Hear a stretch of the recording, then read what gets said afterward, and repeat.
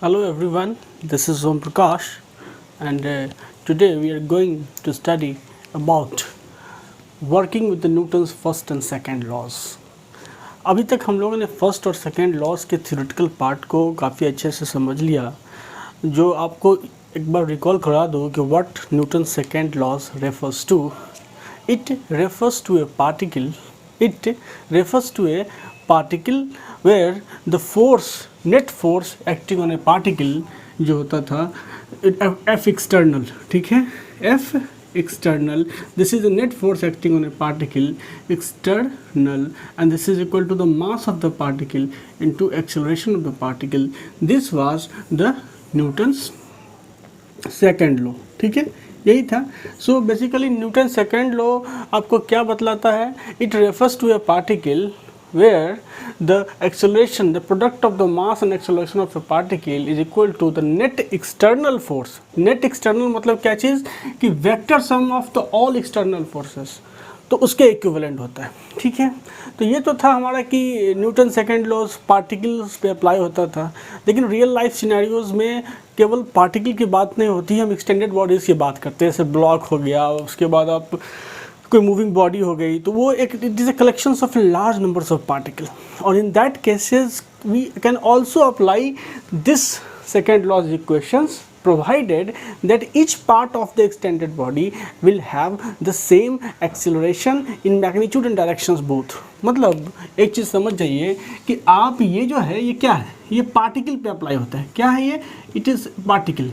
ठीक है, तो एक्सटेंडेड बॉडी जो होता है, एक्सटेंडेड बॉडीज करने का मतलब क्या, which is basically large numbers of particle उसमें होते हैं. जैसे मान लीजिए कि एक ब्लॉक है, ये एक ब्लॉक है. ठीक है, तो इस ब्लॉक में बहुत सारा पार्टिकल्स है, तो इसके हर पार्टिकल्स पे ये जो है सो आपका न्यूटन सेकेंड लॉज अप्लाई होगा.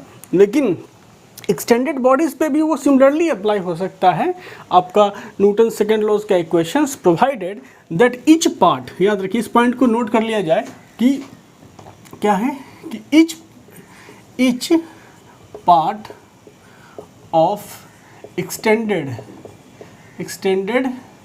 Body must be having same acceleration in magnitude and direction.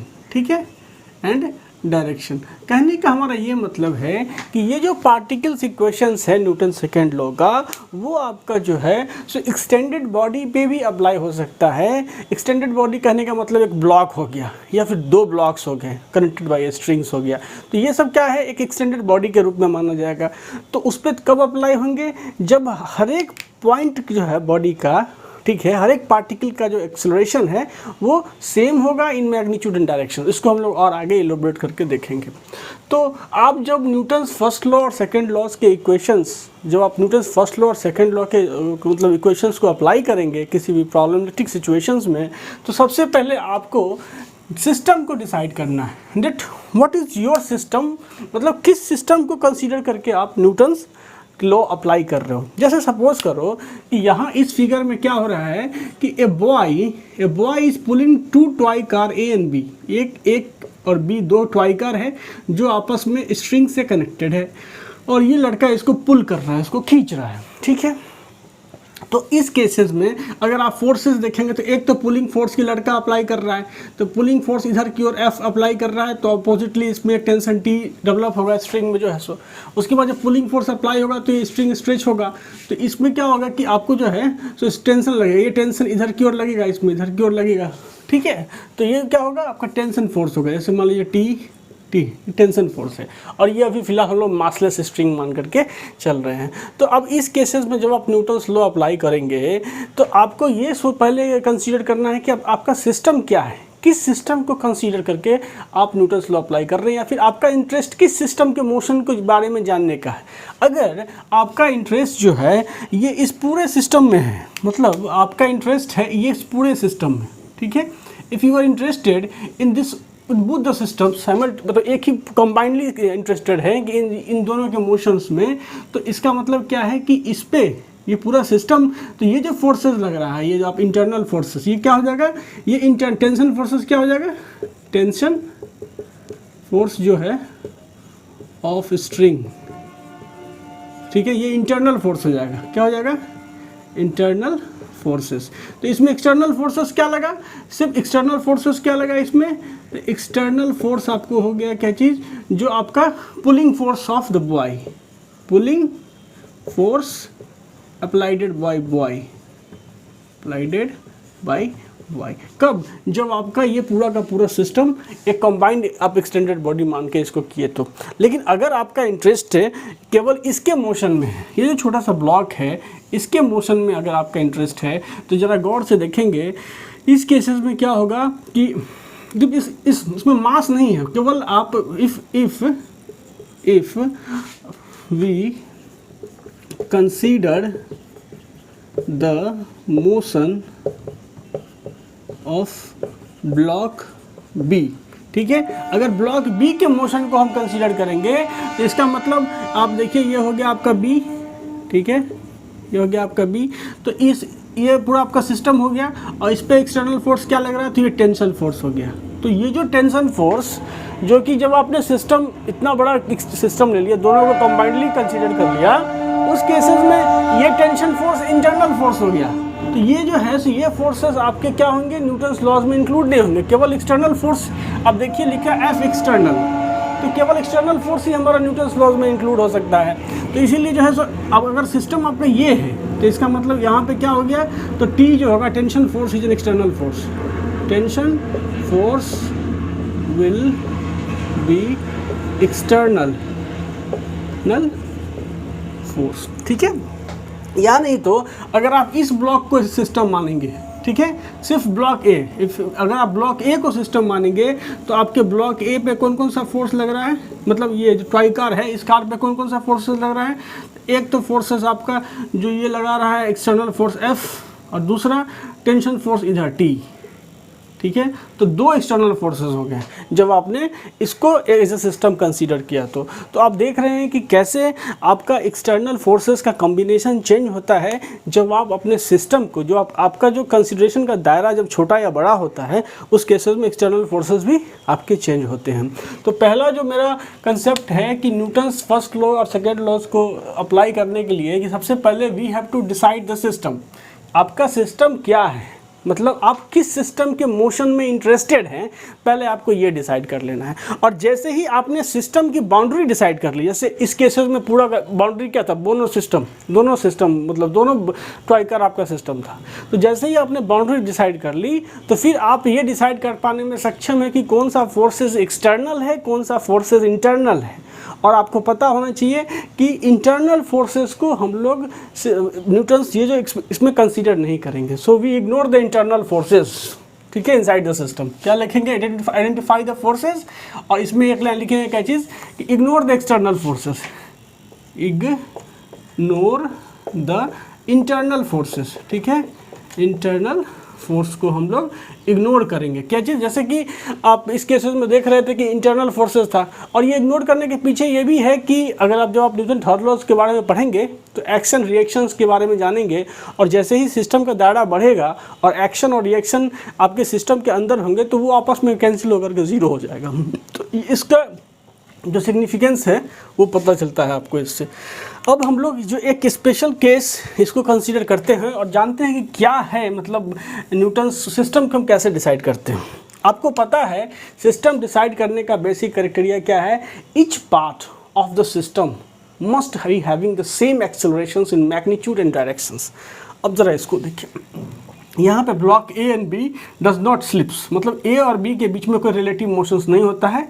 जब ये पुलिंग फोर्स जब ये इसको खींचता है अपनी तरफ तो इसमें फिसलता नहीं है, there is no chances of slipping of B over A, ठीक है, इनके बीच रिलेटिव मोशन होने के कोई चांसेस नहीं है। अब दूसरा चीज़ जो इसमें देखने वाली बात है कि ए और सी के बीच जो ये स्ट्रिंग है वो मासलेस है और कांस्टेंट लेंथ का है, ठीक है। ये जो स्ट्रिंग है क्या है? मासलेस है, massless end of constant length, constant length, ठीक है। और फिर सी जो है ये एक पुली है, पुली के उस होते हुए यहाँ डिस्क लगा हुआ है, डिस्क के साथ ये ब्लॉक ई जुड़ा हुआ है, और ये ब्लॉक ई फिर यहाँ पे एक पुली लगा हुआ है, इस पुली के साथ ये ब्लॉक आपका जो है जी ब्लॉक जुड़ा हुआ है, और इस जी ब्लॉक के साथ ये स्ट्रिंग अटैच है जिसको ये आदमी जो है वो इधर की ओर पुल करता है, खींचता है। तो अब आप जो इसमें एक चीज़ जो सबसे खूबसूरत जानने की ज़रूरत है कि आप एक चीज़ देखिए कि जब वो खींचेगा तो जैसे ये ब्लॉक अगर एक पर्टिकुलर डिस्टेंस x ट्रैवल किया, इस ब्लॉक ने अगर ये पर्टिकुलर डिस्टेंस x ट्रैवल किया पुलिंग खिंचाव की वजह से, तो ये क्या होगा, ये भी एक पर्टिकुलर डिस्टेंस चलेगा, ठीक है। और ये भी जो है यहाँ से यहाँ, क्योंकि लेंथ जो है स्ट्रिंग का, as the length of the string is constant, as the length of string is constant, ठीक है। क्योंकि जो स्ट्रिंग का लेंथ है वो कांस्टेंट है, इसीलिए अगर जी ब्लॉक अगर खिंचाव की वजह से x डिस्टेंस ट्रैवल करेगा तो सी ब्लॉक भी खिंचाव की वजह से x ही डिस्टेंस ट्रैवल करेगा, और सेम a और b दोनों मिलकर के भी जो है खिंचाव की वजह से x ही डिस्टेंस ट्रैवल करेंगे। तो आप एक चीज़ देख पा रहे हैं कि अगर ये ब्लॉक x डिस्टेंस ट्रैवल किया तो सारे ब्लॉक्स ये x डिस्टेंस ही ट्रैवल किए, ठीक है। और ये भी शायद इधर नीचे की ओर x डिस्टेंस ही ट्रैवल किया, ठीक है। लेकिन अब इसमें क्या कंसीडर करना है कि जब क्या होता है कि पर्टिकुलर टाइम में x डिस्टेंस ट्रैवल किया, तो आप ये कह सकते हो कि इनका मोशन जो है, देखो सारा का सारा g का मोशन ऑफ क्या चीज़, the direction of motion of block A, B, C and G are same and travel same distance in equal time, ठीक है, इक्वल टाइम। तो इससे आपको क्या लग रहा है अंदाजा कि जो एक्सेलरेशन है, या तो ए का एक्सेलरेशन, बी का, सी का या जी का, ये तीनों का एक्सेलरेशन सेम है।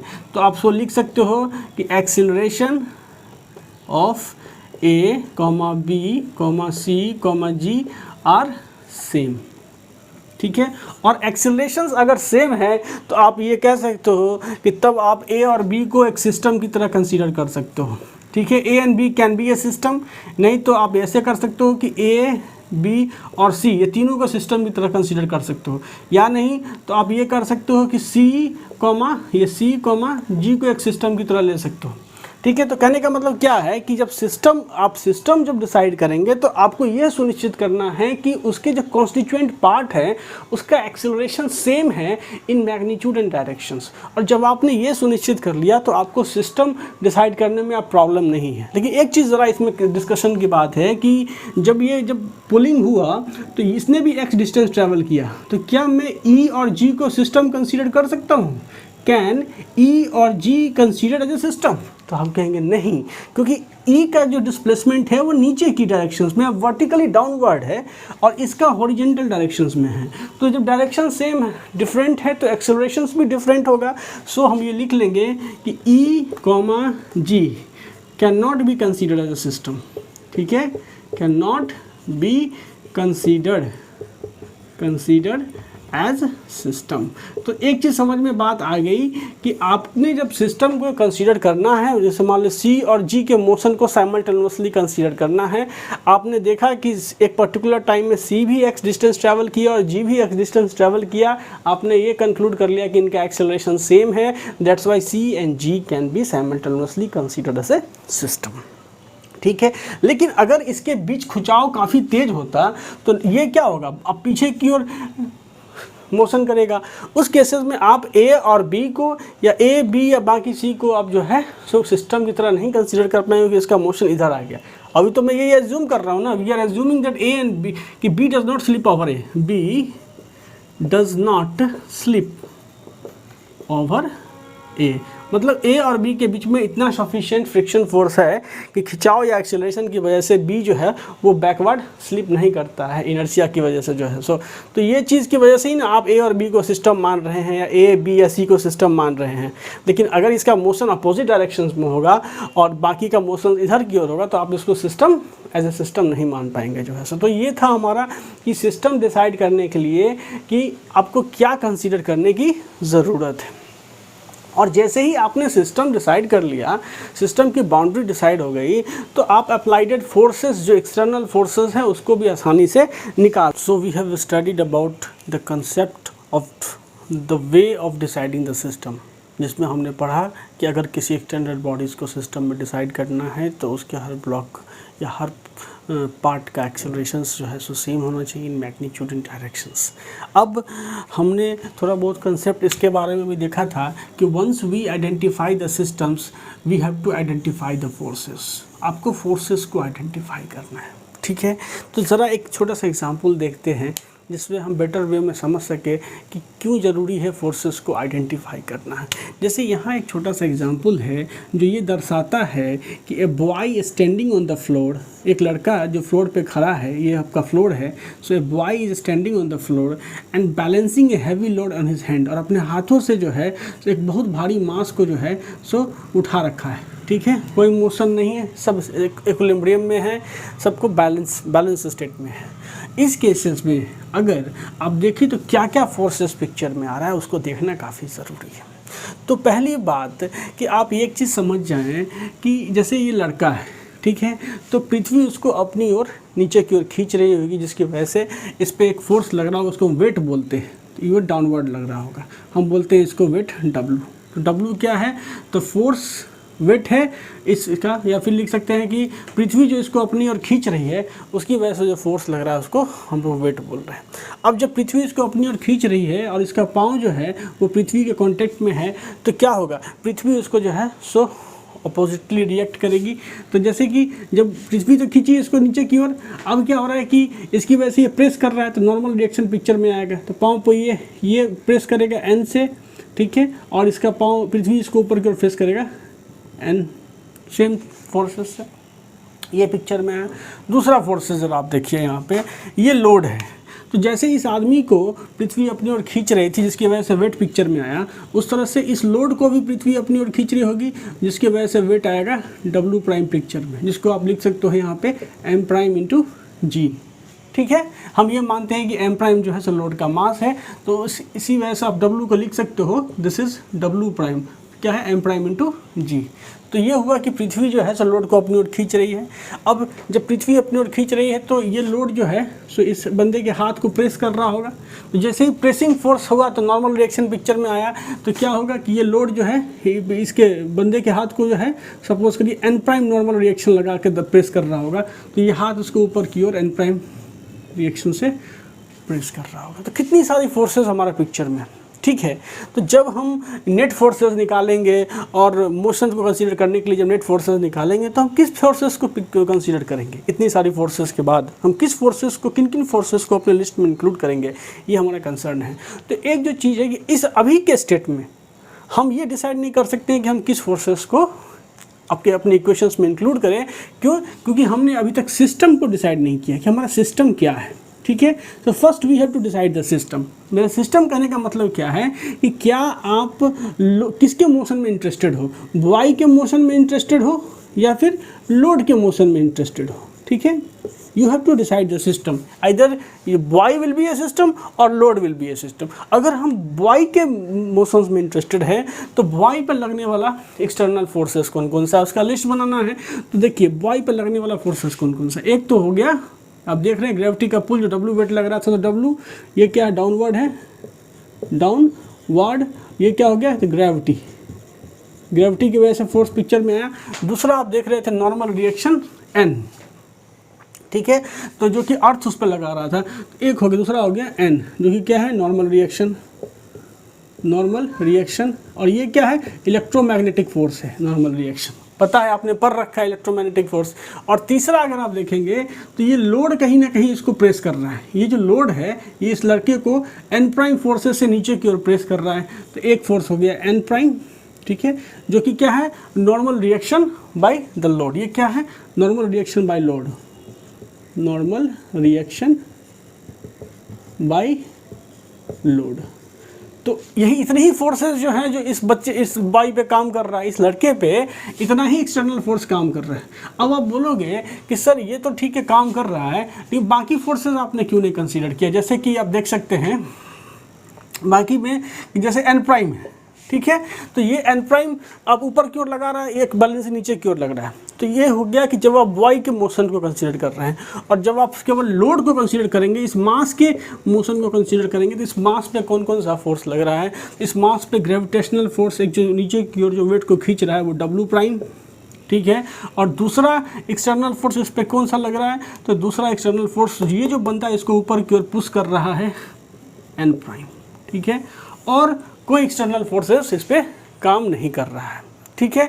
सो आप आपने देखा कि जब आपने सिस्टम एज अ बॉय को कंसीडर किया, 3 फोर्सेस पिक्चर में आए। जब लोड को कंसीडर किया तो 2 फोर्सेस, एक डब्ल्यू प्राइम जो वेट ऑफ द लोड, जो नीचे की ओर पृथ्वी जो लोड को अट्रैक्ट कर रही है वो, और एक जो ये नॉर्मल रिएक्शन ऊपर की ओर अप्लाई कर रही है। तो ये है आपका कि you have to identify the forces but after deciding the system. तो पहले आप सिस्टम को डिसाइड करो, फिर आप ये डिसाइड करो कि उस पर कौन कौन से एक्सटर्नल फोर्सेस काम कर रहे हैं। इंटरनल फोर्सेस को कंसीडर नहीं करना है, ठीक है। तो जब आपने फोर्सेस आइडेंटिफाई कर लिए तो कहता है make a free body diagram. अब फ्री बॉडी डायग्राम क्या होता है इसको समझो जरा सा, what is a free body diagram? Free body diagram क्या होता है?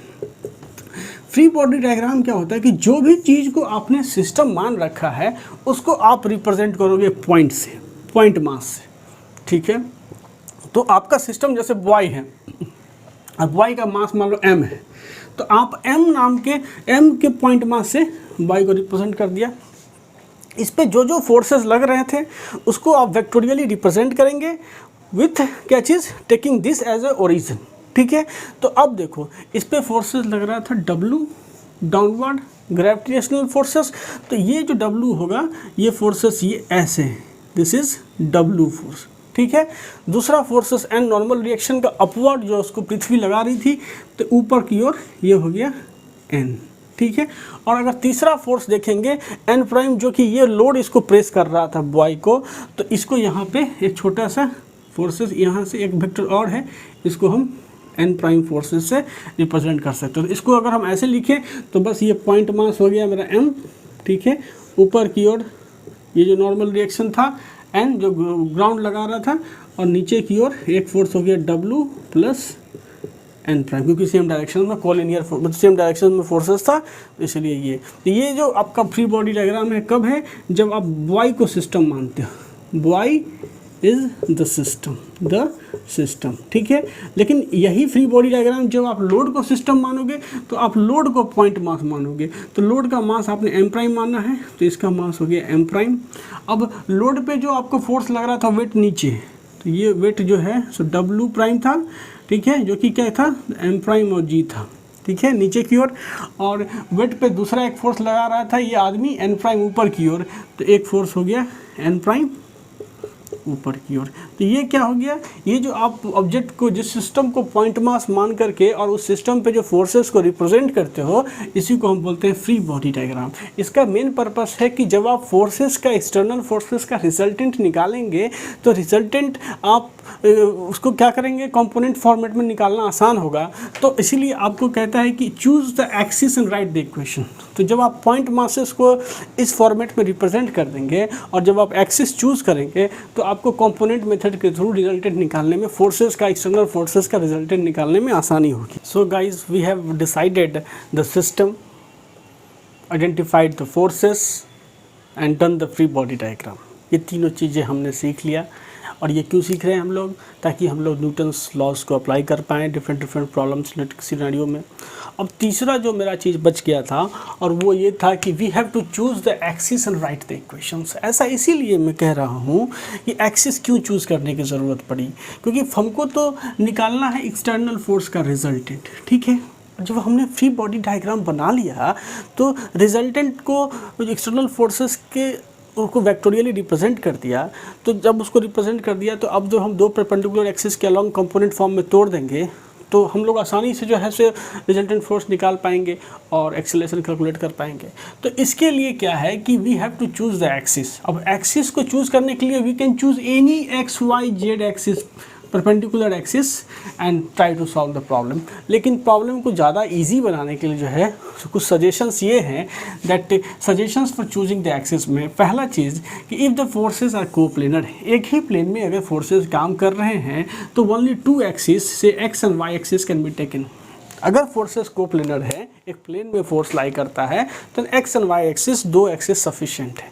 हालांकि केसेस कुछ ऐसे भी आएंगे जब फोर्सेस कोप्लेनर नहीं होगा, कुछ फोर्सेस स्पेसेस में भी लाई करेंगे, तो उस केसेस में हम लोगों को एक्स वाई और जेड एक्सिस चूज़ करना पड़ेगा। लेकिन अभी जो सजेशन है वो क्या है कि अगर फोर्सेस कोप्लेनर है तो आपको एक्स और वाई दो एक्सिस चूज़ करिए म्यूचुअली परपेंडिकुलर। अब x axis is taken along the direction. X axis जो आप चुनेंगे, जब आप एक्स और वाई एक्सिस चुनें तो एक्स एक्सिस को उस डायरेक्शन में चुनेंगे जिस डायरेक्शन में system is suppose to have acceleration. जिस डायरेक्शन में सिस्टम मूव करने वाला है या मूव करेगा, उस डायरेक्शंस को हम लोग एक्स एक्सिस से रिप्रेजेंट करेंगे, ठीक है। और एक्स एक्सिस के परपेंडिकुलर डायरेक्शन जो होगा, ठीक है, उसको हम वाई एक्सिस से रिप्रेजेंट करेंगे। तो ये था हमारा कि हम एक्सिस जब चूज़ करें तो इन तीनों सजेशंस को ध्यान में रखें, और जब एक बार हमने एक्सिस चूज़ कर लिया तो उन एक्सिस के अलॉन्ग फोर्स को कंपोनेंट में तोड़ देंगे और फिर हम लोग इक्वेशंस यूज़ करेंगे सिग्मा, ठीक है। और ये क्या होगा, तो F X is equal to M into A X, मतलब उस सिस्टम का एक्स डायरेक्शन में जो फोर्सेस है उसका वेक्टोरियल सम जो है उसके मास और एक्स डायरेक्शंस के एक्सेलरेशंस के बराबर होगा। उसी तरह से सिग्मा एफ वाई, ठीक है, मतलब वाई डायरेक्शंस के कंपोनेंट का जो समेशन होगा वो क्या होगा, एम इंटू वाई डायरेक्शंस के एक्सेलरेशंस के इक्विवेलेंट होगा, और तब हम लोग इसको अप्लाई करके सवालों को सॉल्व कर लेंगे। तो भाई अगर मुझे लगता है कि हमने इन चार चीज़ों की कहानी को समझ लिया तो एक छोटा सा सवाल हम लोग अभी इसी वक्त सॉल्व करने की कोशिश करेंगे, ठीक है। सो आई होप कि we understand how we choose and write the equations जो है। So let's solve a simple problems. मैंने इस प्रॉब्लम्स को यहाँ लिख भी रखा है ताकि मुझे फिर से पॉज और लिखने की ज़रूरत ना पड़े। यहाँ देखिए एक बंदा है और ये बंदा क्या कर रहा है, एक मास m है उसको खींच रहा है, पुल कर रहा है, ठीक है। तो पुल करने की वजह से नेचुरल है कि टेंशन फोर्सेस T डेवलप हो रहा होगा स्ट्रिंग के अंदर। ये एक स्ट्रिंग की सहायता से उस मास को पुल कर रहा है। सवाल में ये कहा हुआ है कि इसकी पुलिंग करने की वजह से एक एक्सेलरेशन जो है हॉरिजेंटल एक्सेलरेशन A डेवलप्ड होता है, ठीक है। आपसे सवाल पूछा जा रहा है कि ये जो पुलिंग फोर्स है, पहला क्या है, what is the pulling force, T जो है वो क्या है, what is the value of T, ठीक है। और ये जो टेबल है, दिस इज अ टेबल, ठीक है। तो what is the forces applied by the table on the mass, मतलब ये what will be the force applied by table on the mass, ठीक है, मास। सवाल ये है, दिया क्या हुआ है कि इस पुलिंग फोर्स की वजह से ये मास A एक्सेलरेशंस के साथ हॉरिजेंटली मूव कर रहा है, ठीक है। तो हमारा इंटरेस्ट क्या है, हमारा इंटरेस्ट है इस सिस्टम में, हम M मास में मेरा इंटरेस्ट है, तो हम मानेंगे consider M as a system. देखिए मैंने सिस्टम चुन लिया, consider mass M as a system, ठीक है। अब इस पे फोर्सेस कौन कौन सा लग रहा है, तो इस पे एक फोर्सेस अगर आप देखिए तो एक फोर्सेस लग रहा है mg नीचे की तरफ, ठीक है। दूसरा फोर्सेस क्या होगा कि जैसे ही mg जब नीचे की तरफ लगेगा तो ये क्या करेगा, वो टेबल को पुश करेगा, तो टेबल उसको अपोजिटली पुश करेगा। तो ये रहा टेबल जब उसको अपोजिटली पुश किया n से, ठीक है। अब आप कहेंगे कि टेबल भी तो इसको पुश कर रहा था, उस फोर्सेस को क्यों नहीं लिया, तो उस फोर्सेस को इसलिए नहीं लिया क्योंकि वो सिस्टम के द्वारा आउटसाइड स्पेस में लगाने वाला फोर्स है, उसको कंसीडर नहीं करना है। हमको सिस्टम पे क्या फोर्स लग रहा है उसको कंसीडर करना है। तो हमारे लिए यही फोर्स पिक्चर में आएगा जो टेबल उस मास पे अपोजिट डायरेक्शंस में अप्लाई कर रहा है। दूसरा फोर्स आप देख रहे हैं टेंशन T है, ठीक है। आपको ये पता है कि ये मास क्या हो रहा है, पुलिंग की वजह से इस डायरेक्शंस में एक्सेलरेट हो रहा है, ठीक है। इसका मतलब एक्स एक्सिस इसी डायरेक्शंस में लेना है। तो आपको एक्सिस भी चूज़ करने में सहूलियत है। अब तो चलिए हम इसका फ्री बॉडी डायग्राम बनाते हैं। इस M मास को हम एक पॉइंट से रिप्रेजेंट करते हैं पॉइंट मास से, जिसका मास हो गया मेरा m।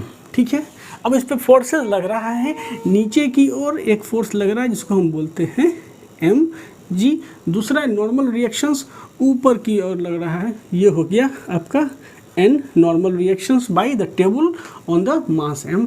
तीसरा एक फोर्स लग रहा है टेंशन T, जो स्ट्रिंग की वजह से वो टेंशन लग रहा था वो T, और आप देख रहे हैं कि ये स्ट्रिंग जो है सो थीटा एंगल बनाते हुए इसको खींच रहा था, तो मतलब हॉरिजेंटल के साथ ये इस फोर्स का एंगल कितना है, थीटा है।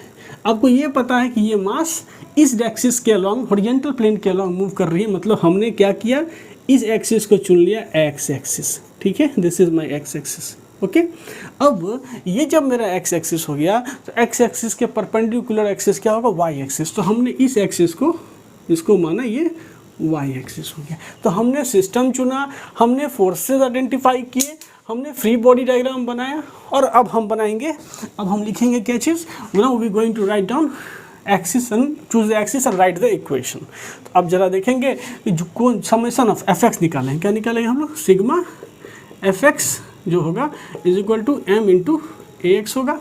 यही ना है न्यूटन एक्स डायरेक्शन में मोशंस का इक्वेशन।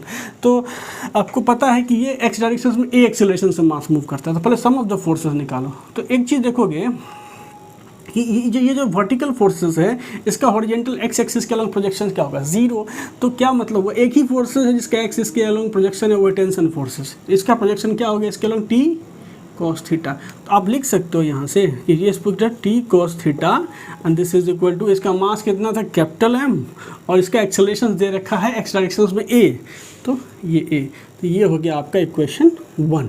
ठीक है, अब दूसरा देखो, परपेंडिकुलर एक्सिस के अलॉन्ग मुझे लिखना पड़ेगा फोर्सेस। ये चीज़ दिया हुआ है कि परपेंडिकुलर एक्सिस के अलॉन्ग तो कोई एक्सेलरेशंस है नहीं, तो उसको करना है जीरो से इक्वेट, क्योंकि एक्सेलरेशन जीरो, तो वो जीरो से इक्वेट हो जाएगा। तो यहाँ लिखेंगे sigma F Y is equal to zero. अब सिग्मा एफ वाई, तो वाई डायरेक्शन में जो फोर्सेस लग रहा है उसको बताओ। ये एन ऊपर की ओर लगा तो एन हो गया, एम जी नीचे की ओर है तो ये माइनस एम जी हो जाएगा, माइनस एम जी हो जाएगा। ठीक है, और टी जो है इसका एक प्रोजेक्शन होगा, इधर टी क्या होगा, टी साइन थीटा, तो यहाँ पर plus T sine theta is equal to zero. तो अब यहाँ से अब आप क्या लिख सकते हो, एक इक्वेशन 2 हो गया। तो इस इक्वेशन 1 से आप ये लिख सकते हो, फ्रॉम 1 क्या लिखेंगे कि T is equal to M A by cos theta. तो निकल गया पुलिंग फोर्स, टेंशन फोर्स आपने निकाल लिया, T is equal to M A by cos theta. अब इसको आप 2 में पुट कर दो ताकि आप जो है एन निकालना है हमको। तो आपको पता है फ्रॉम इक्वेशन 2 आप लिख सकते हो N is equal to M G minus T sine theta. ये जो पोर्शन इधर जब जीरो के साइड जाएगा तो एम जी ही रहेगा, माइनस टी का वैल्यू यहाँ डालो, M A by cos theta into यहाँ पे साइन थीटा, आप इसको लिख सकते हो। तो M G minus M A tan theta. तो ये नॉर्मल रिएक्शन। तो आपसे तो पूछा भी यही जा रहा था कि टेंशन बताओ and what will be the forces applied by the table on the mass M. तो यही ना एन हो गया, जो आपको ये इतना बड़ा टर्म्स आ गया।